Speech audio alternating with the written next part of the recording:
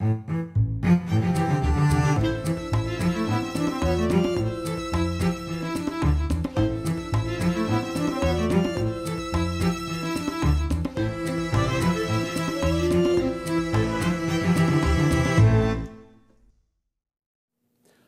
I'm Micah Halpern. Thank you for joining me today as I do some thinking out loud. Our first segment is called Background Briefing. The first thing I've been thinking about is travel security for Jews and Israelis, and people in general. No doubt, travel is dangerous. My father disliked travel. But there are dangers all around us, and sometimes the danger comes to us. We should always be aware and alert at home and on the road. Recently, ISIS published the names and addresses of 100 U.S. military commanders. According to the posting, these 100 were actors in the attacks against the Islamic State. ISIS called on their followers to act as lone wolves and exact revenge on those faces that were posted on the internet. The military and the security forces within the military have personally visited each one of the 100 and assured them that special precautions were in place to protect them and their families. So I began to think, how important is it to show and explain the safety issues of Israelis and Jews traveling and living outside of Israel? Obviously, there are dangers while living in Israel, but one is much safer there than anywhere else in the world as a Jew. And considering the dangers, if you are attacked in Israel, you understand why you're attacked and have a much better chance of defending yourself as a society. And most importantly, in Israel, the people who are designated and employed to secure you are people just like you. They are Jews protecting Jews. So there is a standing department in the Israeli government called the National Security Council Counterterrorism Bureau. It, by the way, is answerable and accountable to the Prime Minister himself, and it's in his office that this bureau sits. They update and post advisories listing and explaining what and where it is safer to travel and what and when it is unsafe. Or the better term would be a relative one, a relative term. That is, where it is safer to travel. I'm going to quote and discuss in detail their latest announcements, sort of a walk and talk through an essential document that will give insight into what the people who are charged with our safety are thinking about. Here's how it begins.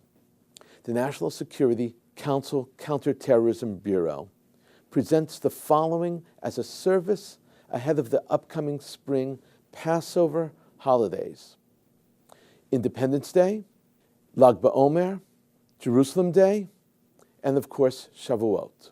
They are liable to constitute pretexts for terrorist attacks against Israeli and Jewish targets abroad. Note that important conclusion. This is the intro, and it sets the stage of the travel warnings. It focuses on dates the terrorists are going to identify as times and periods best to attack Jews and Israelis around the world. It's essential that I emphasize this point, that the targets are Israelis and Jews, not just Israelis, even though it's the National Security Counterterror Bureau, right? For years, the Counterterrorism Bureau has been insisting that Jews and Israelis are merged, married, when it comes to security abroad. And their intro shows it and explains it. The spring Jewish holidays of Passover and Shavuot, together with Israeli Independence Day, which is April 23rd, and Jerusalem Day, which is May 17th, are the same in their assessment with regard to a threat. The next part of the warning is based on what they term as solid and reliable information and reflect tangible threats. What does that mean, those expressions? It means that there are several sources, that is, multiple, real, and actual intelligence sources that confirm that there are threats. Confirm with one another, not a single threat, threats, multiple sources and threats together. The report then proves it by pinpointing the real terror attacks. It explains that Iran and Hezbollah are conducting a global campaign of terror, and that Jewish leaders are the highest targets in their sights. This is how the report continues. Recent terrorist attacks by Islamic extremists in Belgium, Canada, Australia, France, and Denmark raise concerns over additional attacks against Western targets, including Israeli and Jewish targets, by veterans of the fighting in Syria and Iraq who are affiliated with global jihad, including Islamic State, and by local elements inspired by the terrorist organizations. The report continues. The global terrorist campaign by Iran and Hezbollah continues to threaten Israeli and Jewish targets around the world, especially tourists and Jewish symbols, rabbis, community leaders, Chabad houses. This assessment is enormously important. Then it throws in a huge point that is just assumed by Israelis, as if to say that most people need not even hear it. The report then notes the following. Please note that a severe travel warning remains in effect for the Sinai Peninsula. That's because ISIS is active in the Sinai Peninsula. Right now, ISIS is running around in the Sinai. And then it lists a series of countries that are illegal to enter for Israelis and enormously dangerous. They're listed there because of the danger of being there and the diplomatic problems that arise as a result of it. These are the countries and what it says. It's unlawful for Israelis to travel to Syria, Iraq, including Iraqi Kurdistan, Iran, Lebanon, Yemen, and Saudi Arabia. Now into the high concrete threats, which is a whole new category. That means these places are very dangerous. High concrete threats. In the U.S., we have the color warnings for danger, and the State Department issues travel warnings, but they're not so clear. Here is the high concrete threats. There are very high concrete threats regarding travel to the aforesaid countries, as well as Afghanistan, Libya, Sudan, Somalia, Burkina Faso, Indonesia, Ivory Coast, Malaysia, Mali, Mauritania, Pakistan, and Togo. It is recommended that the public avoid all visits to these countries. Any Israelis present in these countries are advised to leave immediately. There are high concrete threats regarding travel to Algeria, Djibouti, Mauritania, and Tunisia. It is recommended that the public avoid visits to these countries. Any Israelis present in these countries are advised to leave as soon as possible. Now they relax the risk a little bit. The risk is reduced to a basic threat in the next group. There are basic concrete threats, the report says, regarding travel to Bahrain, Egypt, see below for Sinai, Jordan, Kuwait, Qatar, and the United Arab Emirates. It is recommended that the public avoid visiting these countries. Now the report discusses the next lower level, which is continuing threats. It's mind-boggling when you think about it. There are continuing potential threats regarding Azerbaijan, Turkey, Morocco, Oman, Nigeria. It is recommended that the public avoid non-essential visits to these countries. Now the report breaks up regions and the various threat levels. In the regions, it says, there are very high concrete threats regarding travel to Thailand, the southern Philippine Islands, Mindanao, Chechnya, northern India, the state of Jammu, and Kashmir, the Sinai Peninsula, and northern Nigeria. It is recommended that the public avoid visits to these regions. Any Israelis present in these regions are advised to leave as soon as possible. There is a high concrete threat regarding travel to eastern Senegal. It is recommended that the public avoid visiting this region. Any Israelis present in the region are advised to leave as soon as possible. You see, there are basic concrete threats, the report says, regarding travel to Kenya. It is recommended that the public avoid visiting these areas. And it goes on and on. Then the report concludes explaining that you must use caution when traveling. Travelers and tourists are called upon to exercise due caution at all times. Now, this is important, and this is me concluding this piece, which is very, very valuable. This is an essential topic, not just to keep us safe, but to show that there are major areas in the world that are really dangerous for Jews and Israelis to go, because they really don't like us. It's a huge amount of the world. But we have to remember what Sigmund Freud says. He said, even the total paranoid has real enemies. Coming up next, points of view. Here's what some important voices have been talking about. Today, what I would like to do is compare two editorials from the same day discussing the same event. The editorials are unsigned, remember. They're statements and thoughts of the editorial board. The day I want to focus on is March 18th. Yes, also known as the day after. It was the day after the Israeli elections. And the two papers I want to compare are the New York Times and the New York Post. The New York Times is decidedly left of center. It has been very critical of Bibi Netanyahu and his leadership.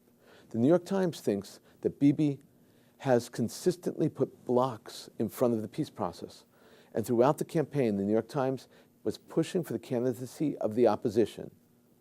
The New York Post, on the other hand, is the mirror of the New York Times. The New York Post is arguably right of center, and it supported Bibi and his policies. The Post is also unabashedly pro-Israel. It sees Israel in a positive light as a player in a very ugly neighborhood. Here's the timepiece. It's entitled, An Israeli Election Turns Ugly. The title falls shy of the true critique in the editorial. The New York Times does not pay tribute to the great democratic event that elections took place and their voices were heard, the voices of the Israelis were heard. It did not say that, let's say, the United States celebrated when Morsi was elected in Egypt. Morsi was a Muslim Brotherhood candidate. And despite running for election, the Brotherhood is actually an anti-democratic party. One would think, from reading the New York Times editorial, that anyone who voted for Bibi and Netanyahu and the Likud was either a buffoon or a fool, or both. That Bibi supporters are racists, Neanderthals, far worse than Republicans even. The editorial begins. Israel's election has already done a lot to reveal the challenges facing the country and the intentions of the men who seek to lead it. Prime Minister Benjamin Netanyahu's outright rejection of a Palestinian state and his racist rant against Israeli Arab voters on Tuesday showed that he has forfeited any claim to representing Israelis. The Times is saying that Bibi rejected the two-state solution and that his comments were racist. Where does the New York Times get off saying this?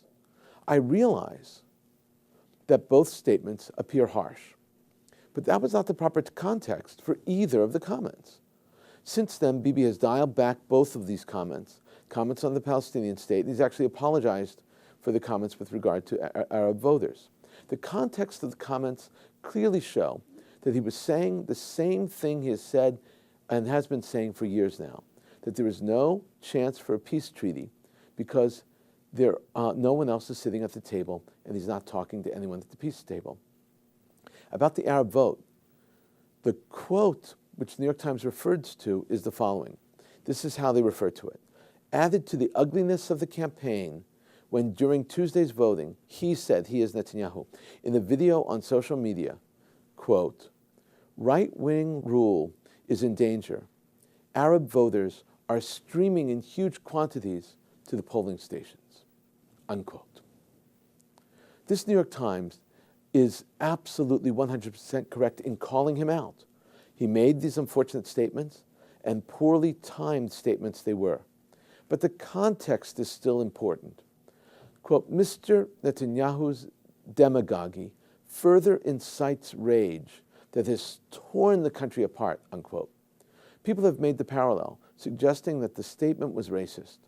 It was purely political, though, and unfortunate, there's no doubt about that. That was why he apologized. Critics said that if someone would have used the word black instead of Arab, it would have been considered a racist comment. But I say just a minute. Instead, if you replace the word Arab with the word elderly, Would that have been a better parallel? Yes. There was a move to get out the Arab vote, and Netanyahu was calling attention to that, just like there was often a move to get out the elderly vote in the United States. He should have parsed his words more carefully, no doubt about that. Second up is the editorial from the New York Post. It's entitled, "Bibi Hangs On." This piece describes how Netanyahu won, while the New York Times piece seems to describe how Israel lost. It starts, looks like the celebratory champagne in the White House is going to stay corked, now that the initial predictions show Prime Minister Netanyahu will likely form Israel's next government. The New York Post suggests the U.S. administration had, quote, wishful thinking, as they were hoping for change. You remember that expression? There are few issues, this is the Post now continuing, quote, there are few issues on which Israelis are more united than the danger of a nuclear Iran. The Post says the right won. And now it asks the question at the conclusion, and this is powerful. It asks, the real test may be whether Obama can work constructively with a leader he obviously dislikes. The Middle East remains too dangerous for him to do otherwise. The Post and the Times approach the Israeli election from two completely different universes, not just conservative and liberal, or pro-Israel and questioning Israel. They see two different realities. That makes a big difference. That ultimately shows the divide in America. Although the discussion was about the divide in Israel, the real divide, shown by these two editorials, is a huge chasm that exists here in the United States. It's similar to the MSNBC-Fox divide. The few and very influential are connected to the New York Times, but the masses are reading the New York Post. That tells the entire story. Coming up, commentary through cartoons, where pictures tell the story. The first cartoon is by Jeffrey Danziger. It appears in the New York Times Syndicate. And what it does, it was published on March 21st, 2014. Danziger lives in New York City. He was born there, and in 1943, actually. So he's not a young man. He's a seasoned cartoonist. His focus is and has always been on foreign affairs. He has a biting, critical take on foreign affairs. The scene of this cartoon is Bibi is at his desk. Behind him is a picture. He's asking an aide who is opening an envelope with the words on the envelope saying U.S. Treasury. Bibi then says, another attempt to interfere with Israeli politics. In other words, it's like a bribe. They're giving us money to influence our direction. The aide responds, no, just the usual anti-Semitic check. The idea behind this cartoon is a turn of a phrase.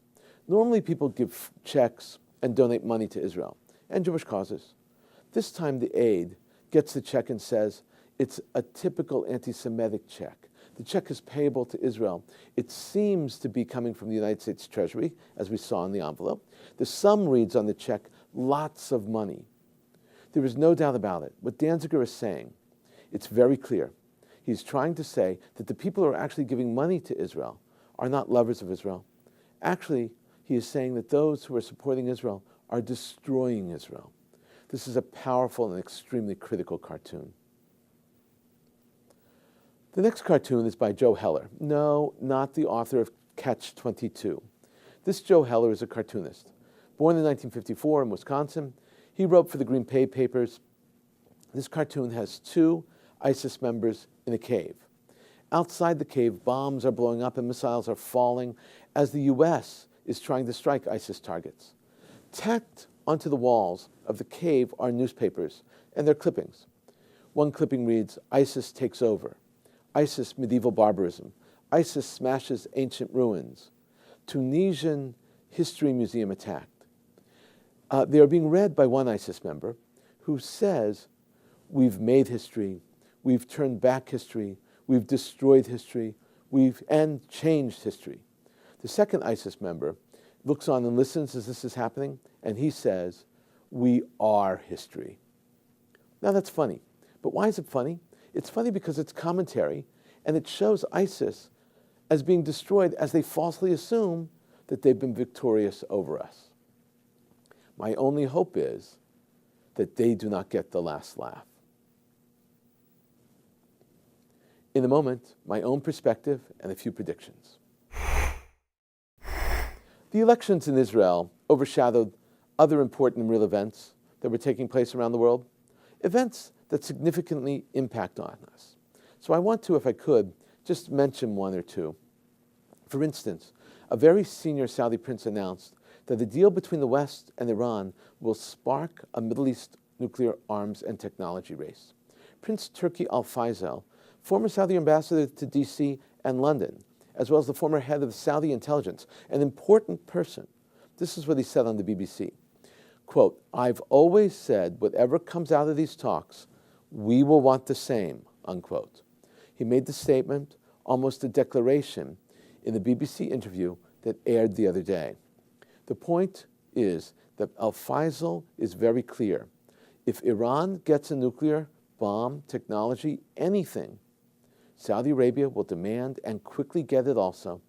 The delicate balance of power will be upset if Iran gets such technology. Other Gulf states will follow Saudi Arabia's lead. This is important because that variable needs to be discussed and seriously considered. Another important point is that the Arab League called for a united front and an organized force to fight and eradicate ISIS and Al-Qaeda in Yemen.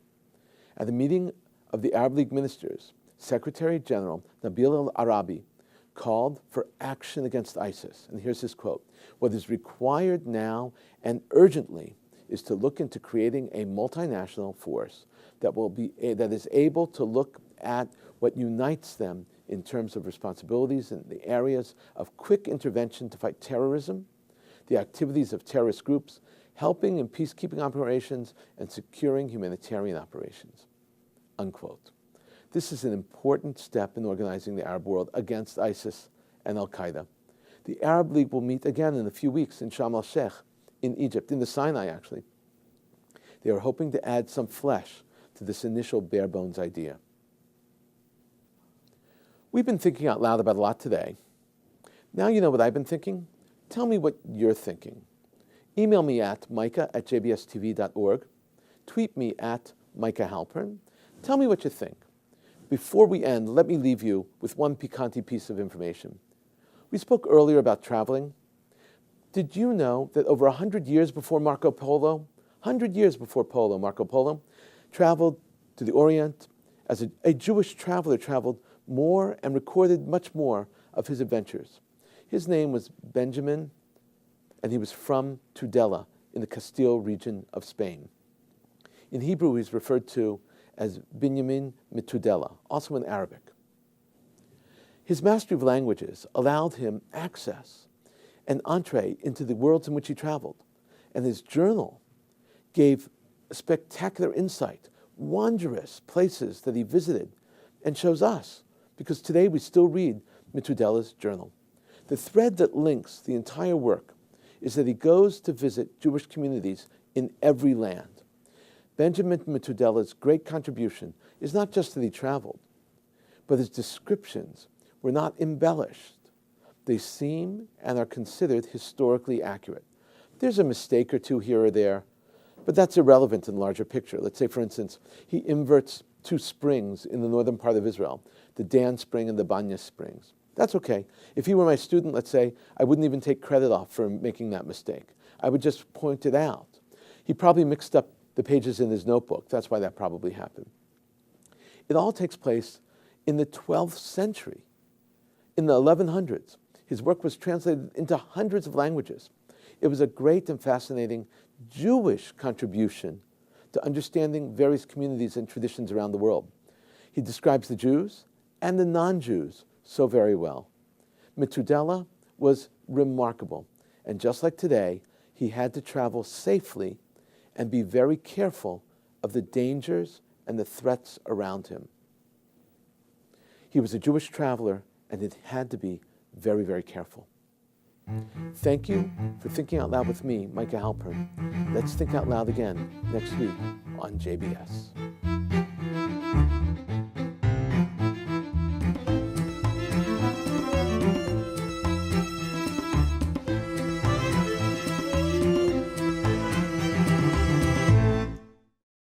We would be pleased pleased to send a complimentary DVD of this program to anyone who wishes to support JBS, the Jewish Broadcasting Service, with a tax-deductible gift of $36, double chai or more, to the nonprofit organization Jewish Education in Media.